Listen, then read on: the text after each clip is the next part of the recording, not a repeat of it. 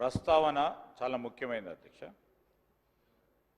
ప్రతి పార్టీకి సంబంధించిన సీనియర్లు ఆ వ్యవస్థ అందరూ కూడా అదే విధమైన సదాభిప్రాయంతో పోతే ప్రజాస్వామ్యం చాలా పటిష్టంగా ఉంటుంది.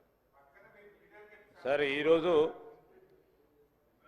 వారు అనుభవం గల నాయకులు అధికార పక్షంలో ఉండి అనేక సందర్భాల్లో కూడా నేను చెప్తా ఉన్నప్పటికీ ఈరోజు ఎవరు మాట్లాడినా తప్పేమంటున్నాము సార్, ఎవరు మాట్లాడినా తప్పేమంటున్నారు. ఆ ప్రస్తావన సార్, ఆ ప్రస్తావనకు సంబంధించి వెంకటరమణారెడ్డి గారు చేసిన ప్రస్తావన గురించి నేను ప్రజాస్వామ్యానికి సంబంధించిన అంశం విషయంలో వారు కూడా ఒక హెల్దీ ప్రాక్టీస్ని చేసుకోవాలని వారు కోరిరు.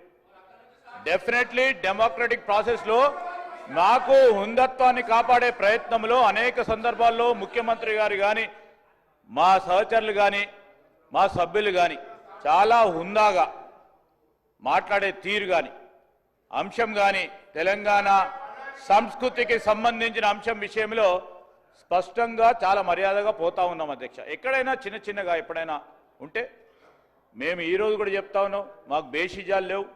ఒక గౌరవ సభ్యుడు చెప్పిన అంశాన్ని కూడా దృష్టిలో పెట్టుకొని ముందుకు నడుస్తాం. అదేవిధంగా వారు కూడా నడవాల్సిన అవసరం ఉంటుంది. గౌరవ సభ్యులకు సంబంధించిన పార్టీ సభ్యులకు సంబంధించి సీనియర్ నాయకులు ఉన్నారు, వారు కూడా వారి నాయకులను మొదటగా మర్యాదగా మాట్లాడే ప్రస్తావన తీసుకొస్తే కూడా బాగుంటా ఉండే.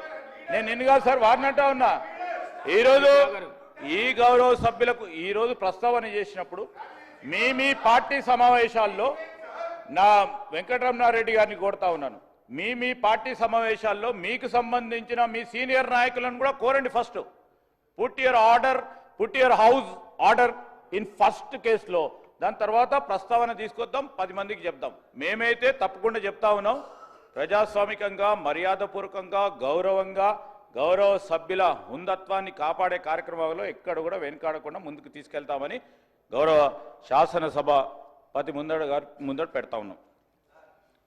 श्री जाफर हुसैन गारू. ऑनरेबल स्पीकर सर, आपका बहुत बहुत शुक्रिया जो मुझे ये मौका दिया है. सर, मेरा सवाल सीधे ये है कि जीएचएमसी के अंदर सैनिटेशन का सबसे बड़ा प्रॉब्लम चल रहा सर, यहाँ तक कि ना